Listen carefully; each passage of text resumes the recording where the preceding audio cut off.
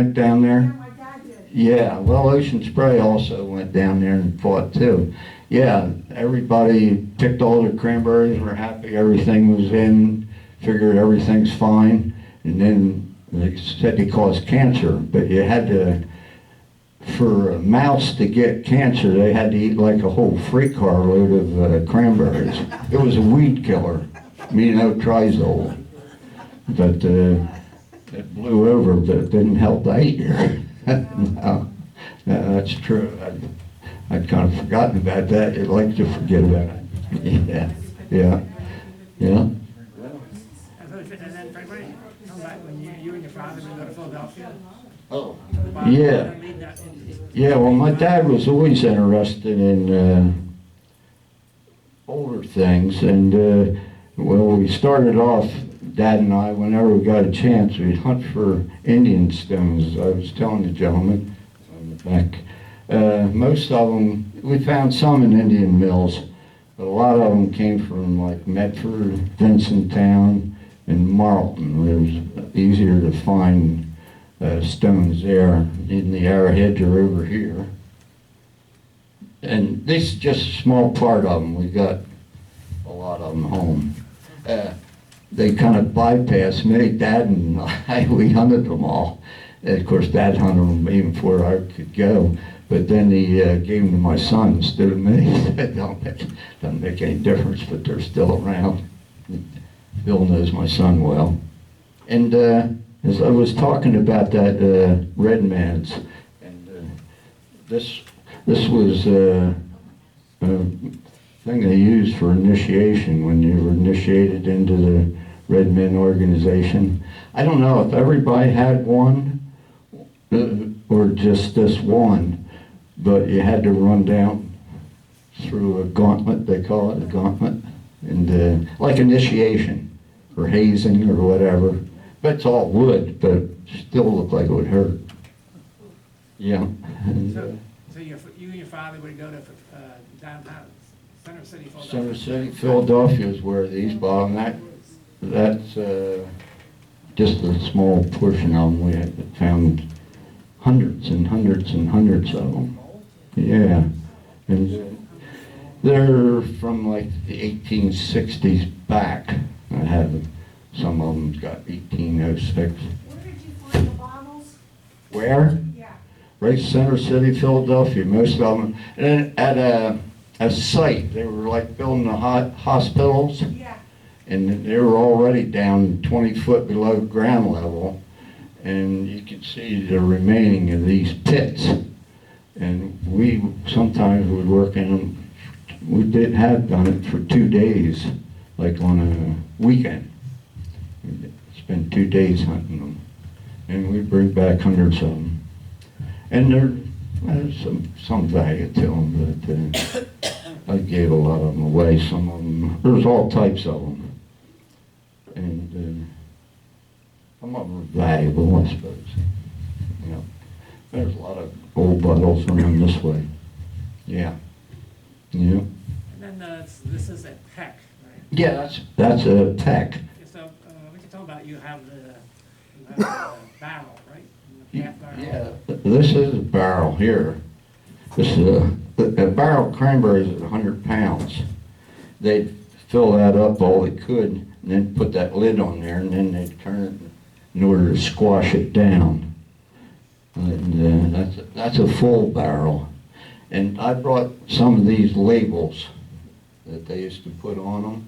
They'd glue them on, the labels.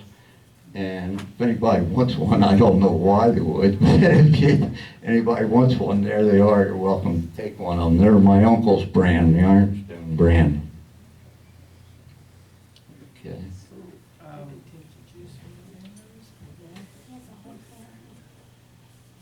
Yeah. So what do you know about Mr. Ryder?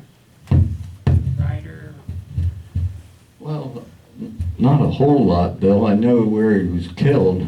Or what was he killed there? No, his brother Yeah. was. His brother. It was his brother that got killed. Yeah. Yeah, on the Hampton Road. He and his daughter were injured along with the You're supervisor. Exactly right. They had the money Yes. for pay. About Yeah. $5,000. 5,000 like a million, right?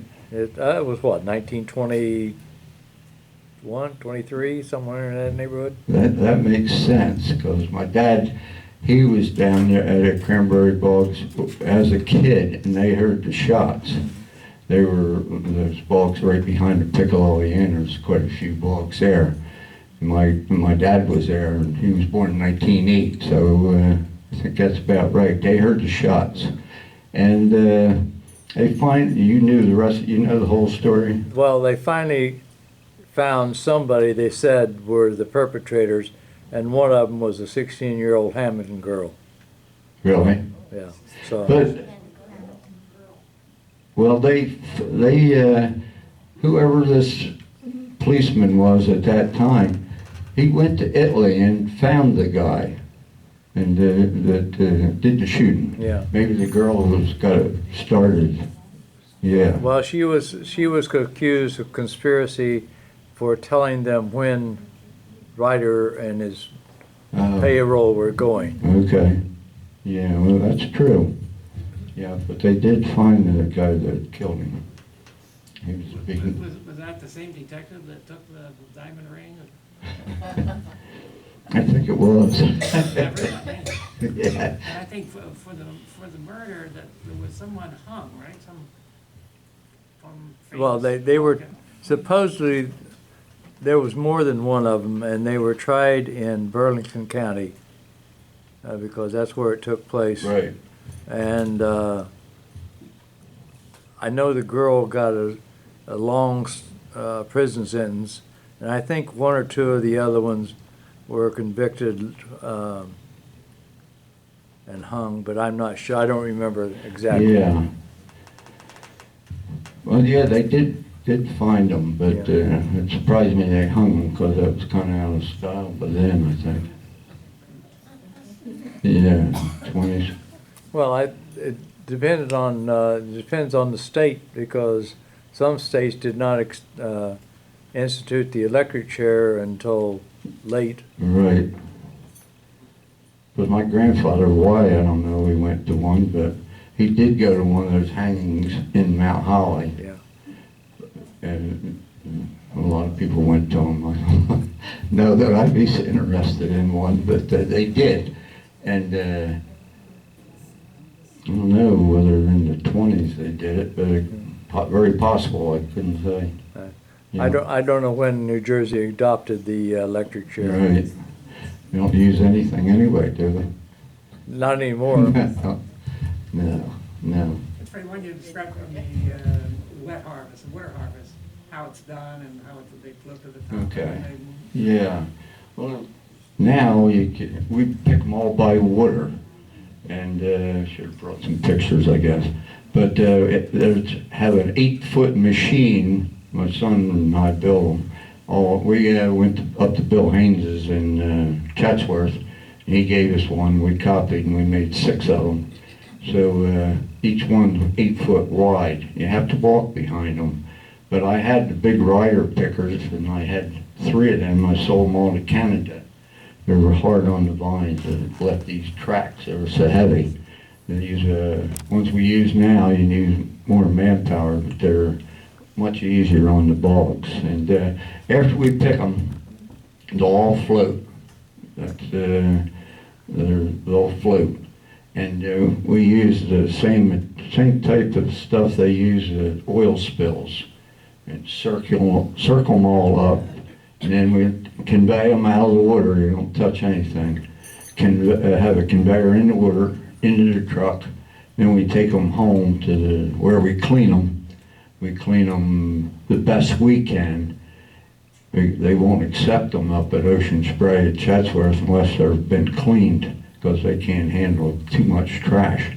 And they re-clean them, and when they get them perfectly clean, they send them to the freezers, because if they're water picked, they have to be frozen pretty quick, because they'll break down. And that's pretty much it on the picking end of it. How about when they're sorted? How do you sort them? We don't. We don't sort them. The Ocean Spray does the sorting? Yeah, they have machinery, no hand sorting. They have machine belts and whatever that'll take any soft ones out. Of course, the keller, it doesn't do anything with the keller right there. And that gets them good enough to freeze. They also bounce.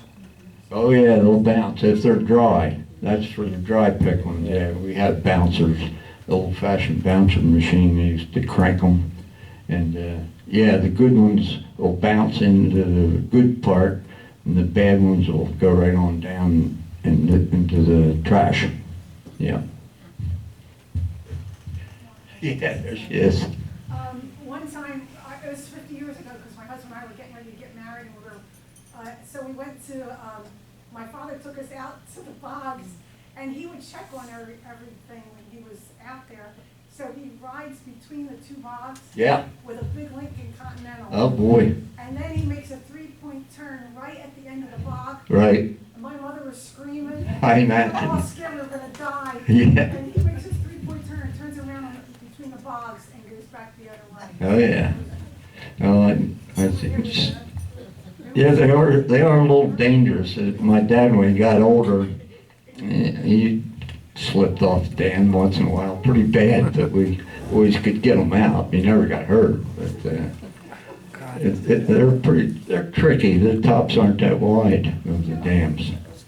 Just his pride got hurt. What's that? His pride got hurt. Yeah, I imagine it was laying right on its side of the truck. Yeah. How do you flood the bogs? Well, streams, got a stream. Drain it out? Yeah, as soon as you get them picked, you gotta get the water off.